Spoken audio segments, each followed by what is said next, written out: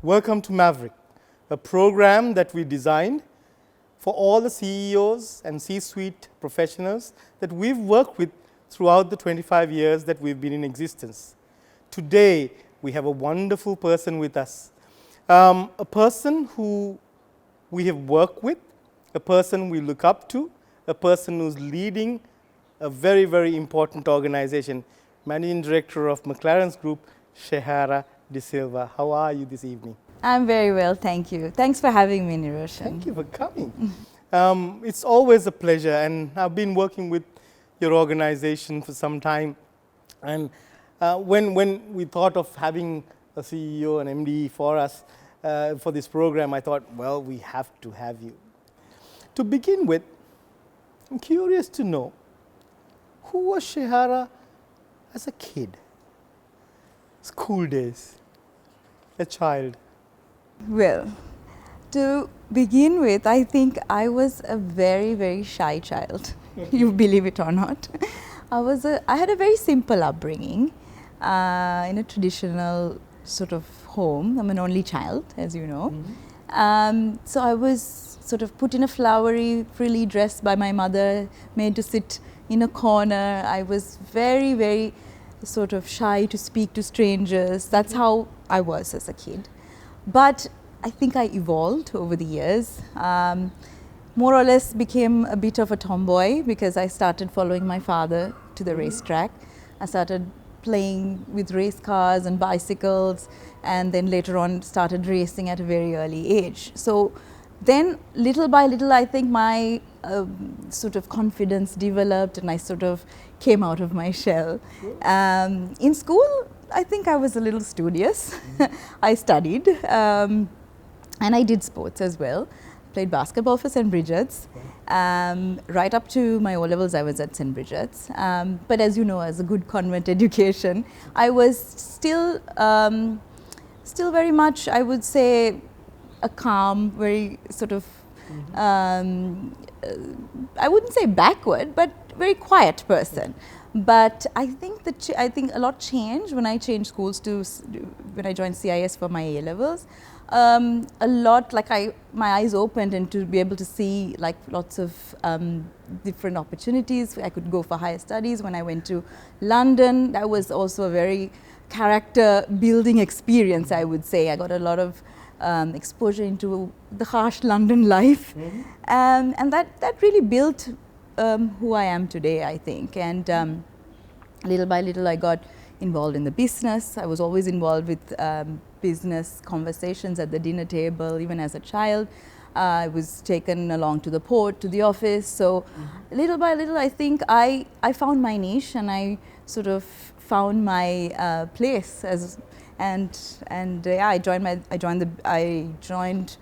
I worked in Singapore and Dubai right after my university education in shipping companies, and later on joined the family business. And incidentally, I'm celebrating 20 years with McLarens this year. Okay. So yes, and the rest is history, as they say. I can remember there was a speech probably a decade ago when they were introducing you as the new MD, I think. And one of the people said, well, Rohan used to take you to school every day from Wattala because he was able to put in little doses to who you are today. Absolutely. Growing up, I grew up actually with my grandfather because my father was too busy working. I hardly saw him. But then later on, when I was around 16, my father started taking me to school. And that's when we started having these conversations. And I think that, yeah, laid a sort of a firm foundation in me to develop my thinking. And yeah, here I am today. And although the organization has outgrown the term family business, it's very much a very strong corporate. In a family atmosphere of culture, how do you find that kind of a culture versus a corporate culture? Well, I think we as a company have evolved over the years. 20 years ago when I joined the company, we were not a big company. I've seen our bottom lines grow more than tenfold or 15 or 20-fold in this journey. So we were actually a collection of companies, and of course my father instilled that family culture. As you mentioned, we always refer to it as the McLarens family, and I think part of my journey when I joined was transforming that culture to having the best of both the family culture and the corporate culture. Because as we grew, we needed to have systems, processes. We brought in professionals, we brought in a lot of best practices. Couldn't necessarily have the individual sort of way of handling things that was back then. So then sometimes we lose a little bit of the family culture, but you have to bring in a system, you have to bring in a process or a procedure when you have to deal with 10 times more people than before. But I think what we did is we ingrained the values of our founder, my grandfather and my father, in our corporate values, and we call it the McLarens values, and those are loyalty, flexibility, empowerment. We built that into how we make decisions day to day, and I think we have been able to retain that because most of our team has been with us for a long time.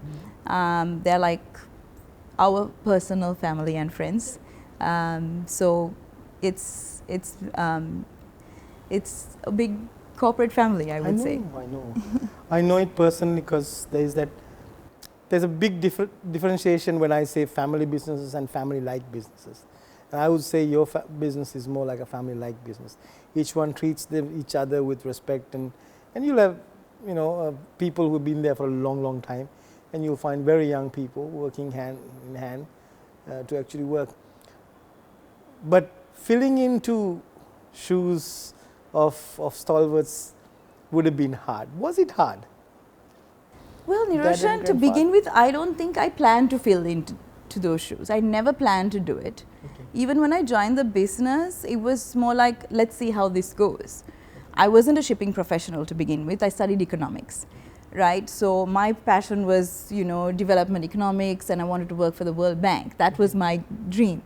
But eventually, when I joined the business as a trial, I saw that there's a lot that can be done here, because we were strong in shipping.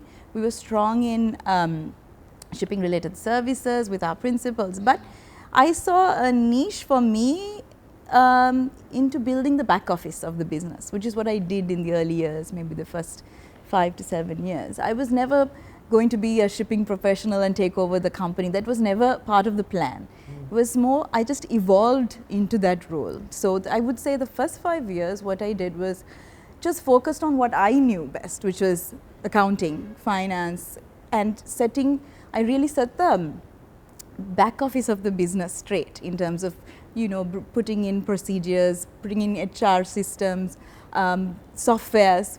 When I joined, we used to do the accounts on a book. We had an admin division, not HR. So there was some low-hanging fruit really to deal with. So I didn't necessarily, I had to work with my father's senior shipping team. They are the ones who built the business, as you know, the seniors. And sort of the impression was, okay, here's a little girl joined the business. I mean, there's no way I'm going to be one of them. They have work, the first lecture they give you is shipping is a man's job, and you have to work Saturdays, Sundays, go to the port at night, and sort of scare you away from it. So it never was really, it didn't bother me, but I didn't go to compete in that line. I did what I could to build the business, and it's only thereafter that I got exposed to shipping per se, started traveling to meet principals, to get to earn new businesses, started some new ventures here, got some new agencies, new products. And then slowly I saw that it's not rocket science, I learned it, and there were so many seniors who helped me with, showing the ropes. And then also I started developing my own second-tier young team. I think you've worked with most of them as well. And we formed a really good, strong team of professionals who came in and really professionalized the business and grew. So I think I evolved into that role, and it was not something I planned to do, or no, I don't think my father planned either. he kind of took it as it came, and I took on more responsibility as I grew in the business. So, and here I am today. It's wonderful because I constantly tell people in this whole game of theory, they say family businesses are there, they don't succeed more than 3 generations, old story. And in my study, one of the things that I sometimes say for succession is that you don't have to fill the other's shoes. You bring your own stuff, and you actually and it fits perfectly to what you said. It's a very, very successful story because you're who you are and you have your own strengths. And London School of Economics, so it can't be bad either. So yeah, and he's successful. But there would have been were there 1 or 2 things that you learned from your dad, which counts you, which reminds you, which tells you on a day-to-day basis?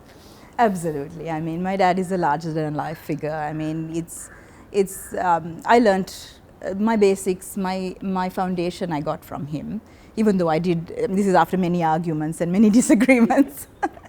But yeah, I mean, the first thing I learned, I think the values he instilled are being hands-on. You can like be at the board, you can be on a board level, you can do strategy, you can do long-term thinking, but his philosophy is that you need to know what's happening at ground level. And sometimes this can even hold you back because you start to micromanage, you start to do things that your position should be doing. But I feel that's the nature of business in this country, and that has helped us to be solid. We haven't grown and like sort of not understanding what's happening at the front line. So not that I'm at the port every day or not that I'm on the field every day, but I think what he has taught me is to have my ear to the ground, to understand what's happening there, because that feedback is important when we make the decisions. And actually, when somebody tells you something, to question what they say, never to accept what they say.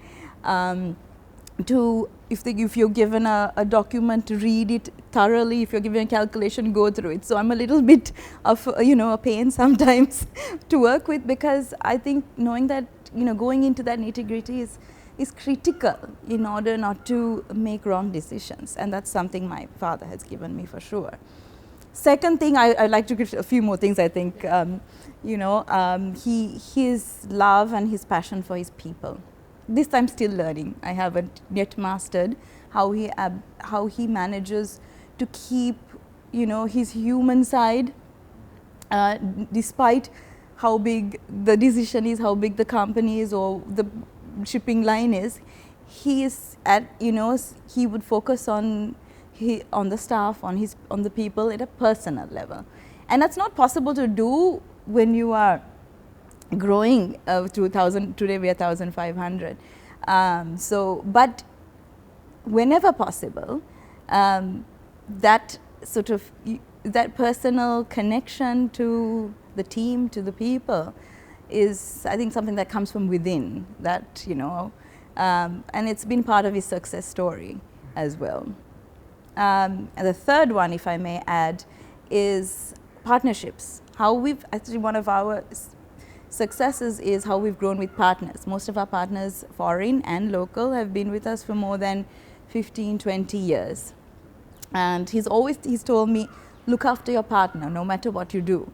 And that means looking after their interest even though they're not here, being fair by them, being transparent, being open about difficult conversations. So he never shies away from anything that's difficult. He'll face it head on. And those are the things that I learned. Of course, we've made mistakes along the way. We've made wrong decisions, But then again, he's always taught me never fear to stop, change direction, sell this, transform it, do something. So that thinking out of the box, that flexibility is something I learned, because there's nothing sort of flusters him. Even whatever of course, that whole entire generation, they worked through the war, civil war. We had, one crisis after another. But our local businesses have sustained and been resilient. So I think that's part of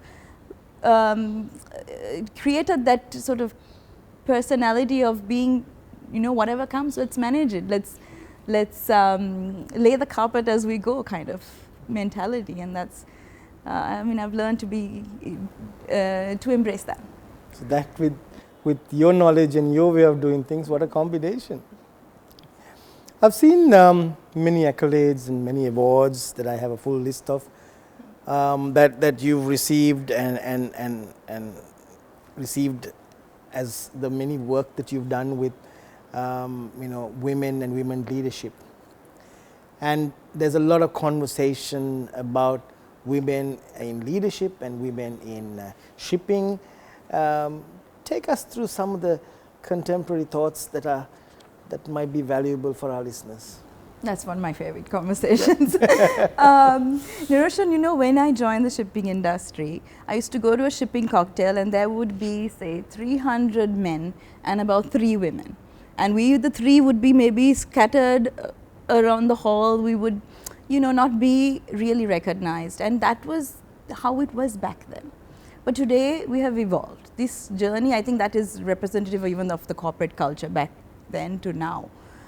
Women have got the recognition. By and large, corporations have put in a lot of schemes because, as you know, we are disadvantaged from being genetically having to bear children, and the large portion of household chores falling on women, and especially at the point where a career takes off. This is a given, but I think we have the structures now. We have, companies who have this paternity leave. You'll have, schemes for women, quotas, whatever. All of that is there, and I think McLarens is also leading in a lot of those initiatives because I'm so passionate about it.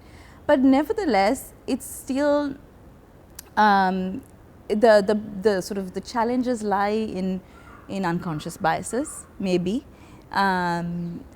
where there is a preconceived notion that if you're you have to be a man to do certain things, or if you have to be a man to be heard. So but when I joined, I didn't really realize this because I was doing a lot of things which anyway were male dominated, including racing. So I think my only sort of path has been to focus on what I'm doing. Focus to do your task at hand and do it as best as you can, because that is the first thing before you talk about women, men and gender. Before you talk anything, you have to do the job, and you have to be sometimes a little bit better than others if you want to progress. So you have to do your homework, do your research, work that extra hour, and that's kind of a given. And apart from that, I think a changing point for me in the shipping industry was with the formation of WISTA, as you know, the Women's International Shipping and Trading Association, which is something I really sort of spearheaded, where all the women in the industry came together. So women, when they started to support other women, they had a voice. We had a voice in the industry and we were recognized. And a lot of women, we realized, were there. They were just behind the scenes, or they were not in the front lines. So that coming together and that support system, that connection, maybe like similar to the old boys club, really helped me personally and professionally, and it helped a lot of women in the shipping industry. And today I think, sometimes we're louder than the men. Wow.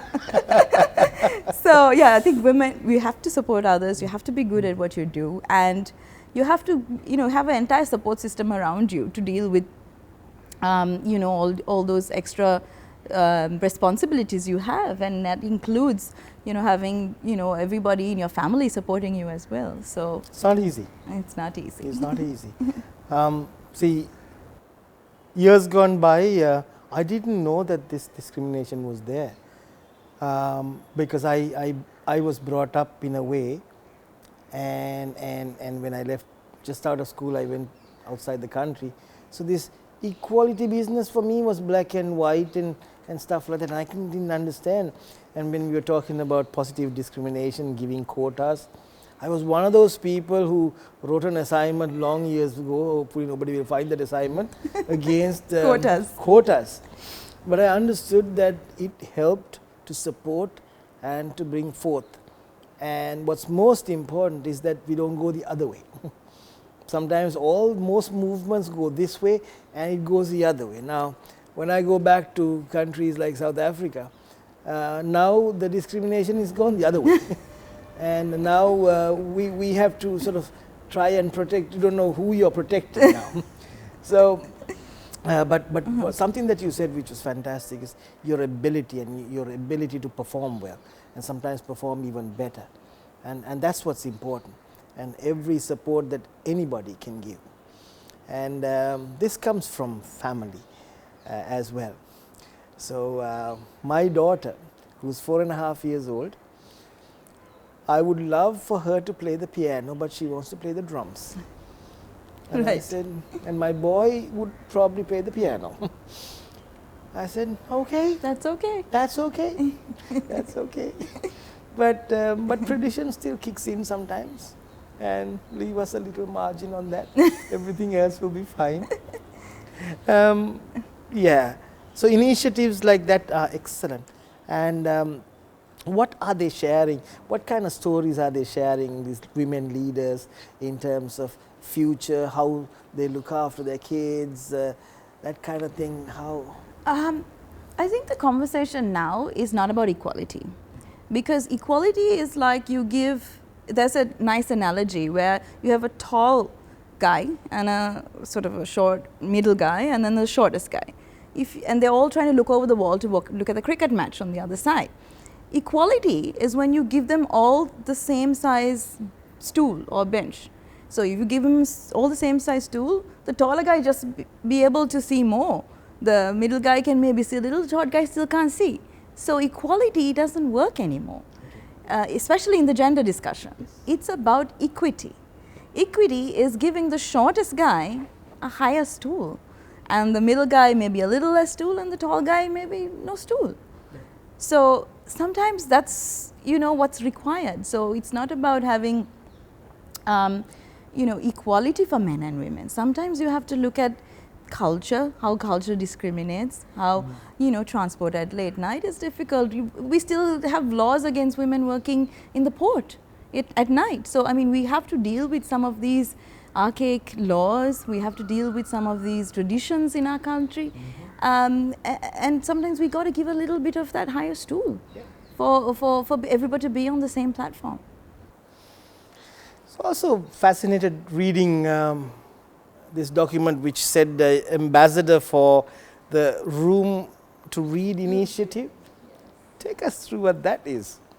Well, there's Room to Read and I think Friends of Prisoners' Children. Yeah. And see, Room to Read is actually an NGO. They do a lot of work with women and children. Again, that's my passion. As you know, I work a lot with women and children, and they work to instill reading among rural children. And reading, I think, I credit reading even to myself, my childhood, you know, how it expands your horizons. So they build libraries and for rural schools, they look at the education curriculum and how sort of they can support the curriculum. And same with Friends of Prisoners' Children. It's actually a charity started by a St. Bridget's nun, where we provide scholarships to the children of the prisoners of the Valikada prison, as they find that most of the time the children would drop out of education when a parent goes into prison because of stigma and so on.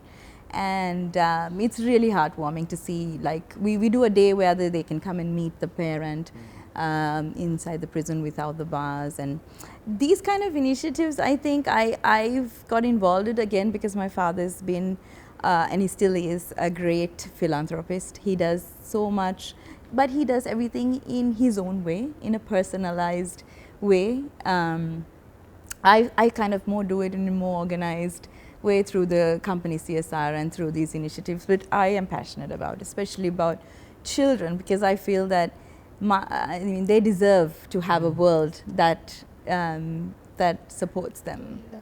Oh, yeah. Probably a few decades ago, not many people know that a minimum of 40 to 50 children are born inside Valikada prison. And at the time when they are conceived, they're normally taken to the Valikada prison hospital and the birth certificate says Velikada Prison.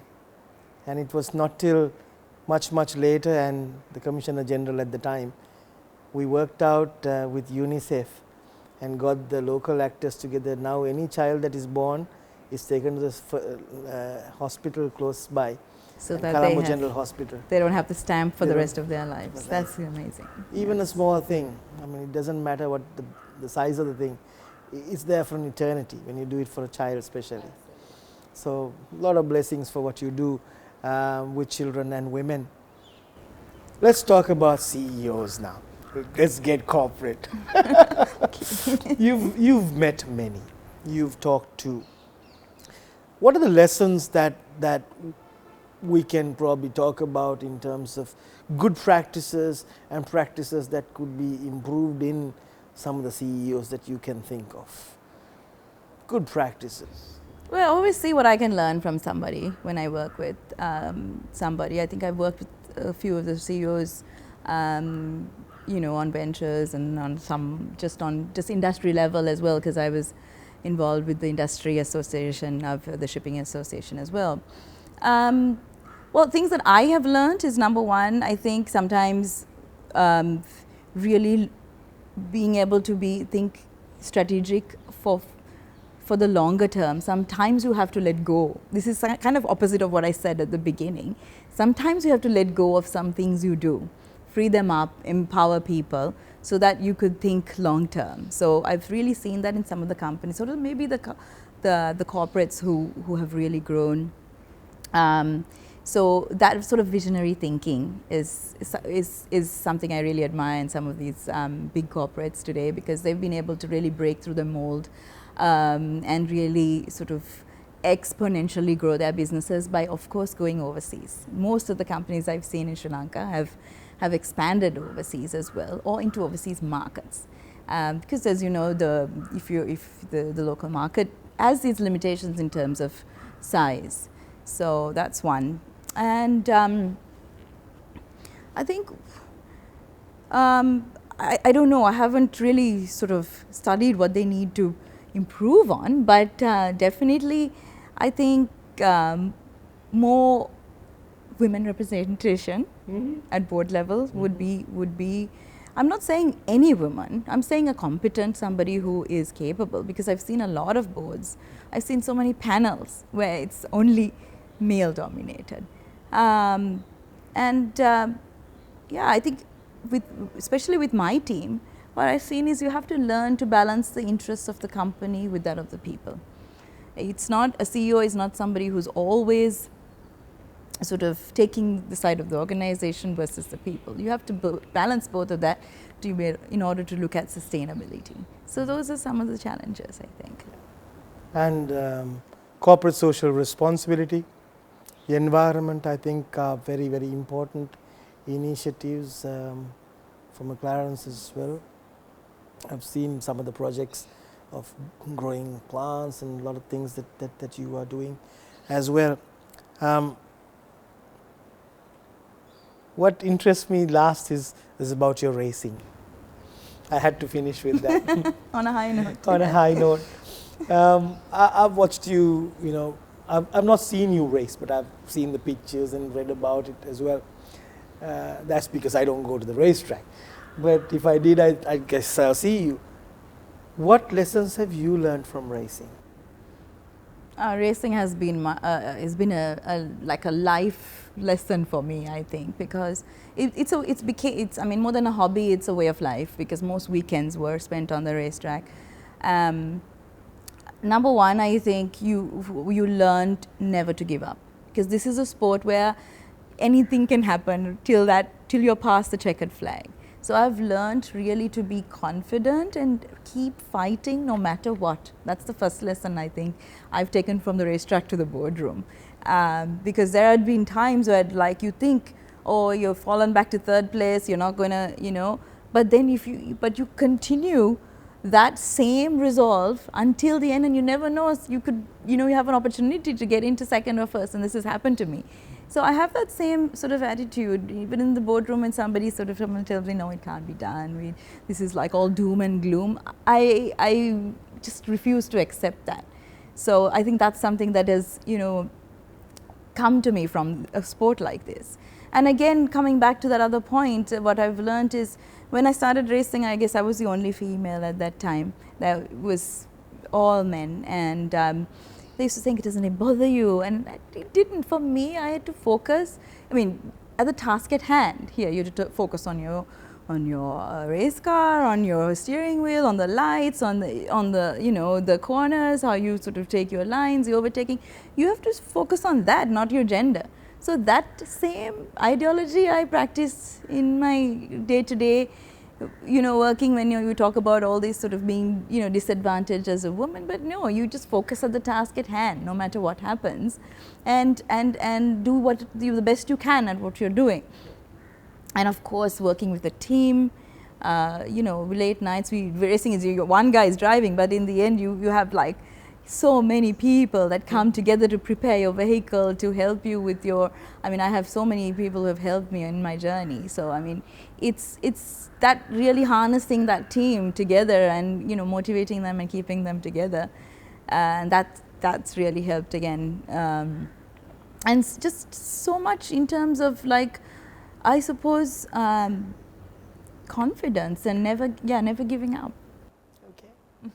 What's your bucket list in life? Hey, you just threw that one I in. threw that in for good measure. Well, I haven't written down a list as such, really, Niroshan. I take each day as it comes. I do have, I want my children to, of course, grow up to be good human beings and, be able to follow their dreams, whatever they are. I want the company, I like to see the company grow. I'd like to see my team grow with the company. Personally, I like travel. I love to travel and explore new ideas, new places. So yeah, I'm an adventurous person and always try new things. So I don't really have a 1, 2, 3, but yeah, I'm open for suggestions. I threw that in because every time we do a session with CEOs, sometimes I ask them. I've got answers from anywhere from going to see snow leopards in another country, which they have done, by the way. So I get some crazy answers sometimes, and it's always nice to know that CEOs and bosses are also human. They have their same desires and dreams and plans. So I just threw that in just for good measure. As a mom and as a MD of a business, I'm not going to ask about work-life balance, but what advice could you give moms who have young kids and who are also developing their career? Any few tips that you could give? Would you ask that from a male CEO? Yes, sometimes I do. Ask them whether they're a good dad. See, I find it that why do women get asked this question? Why not men be asked this question? As a young father, how are you balancing your fatherhood and your CEO duties? But no, women get asked this question. This is bringing me back to what I said, that childcare and household care falls disproportionately on women. And I think it's time that that balance is shared, but not as a standard, but as any two individuals are happy to do. There might be moms who are happy to stay at home, look after their kids. There might be dads who are happy to stay at home and look after their kids. So it's really up to those two individuals. So in Sri Lanka, as anywhere, I think it takes a village to raise children. So you really we're lucky we have that support system around us, and we are lucky that technology came in so that we can work from home, that we can have our devices and still be connected. And what I wouldn't say I prioritize one over the other, but I prioritize each day for what I have to do. Today, if I have a foreign partner or coming down, I might miss something of my children's, and I would stay late. I would have to take them for dinner. I would do that. But tomorrow, if he has some sort of football game for my son, I might have to miss one meeting, which I think can do without me, and I'll go for the game. So it's a day-to-day balancing act, and it's a day-to-day prioritization of what you need to do. And there's no sort of hard and fast answer with that one. And I'm so happy that I do answer this question from the boys. I think I asked the same question from Sasha Fuma, are you a good dad? And he laughed and laughed, and we had a good chat about it. I asked that question because it's rough on both now. And it's the partnership and the conversation that matters. And I understand about the cultural background and where you have this disadvantage. I asked that as not how do you find the time kind of question, but more any tips and challenges that you've met with and you work and the time that you spend. So for me, Sunday is my day, Saturday is kids' day. So early morning football to strawberry lunch in the and all that is how I balance it out. And the quality time, I guess. Yes, whatever. Even if you're at work or with the kids, I think it's important to give that attention where you are at and be present. It's very important. Absolutely. So that we can agree on. Yes. Yeah. So that brings us to the end of the session. I've had a wonderful time, and thank you so much for taking the time. Thank you. Thank you for having me. And the many years that I've been working with the organization has made me proud as a Sri Lankan, looking and working for a Sri Lankan company, and I wish you all the very best. Thank you, Niroshan, and thank you for being part of that journey. Yeah.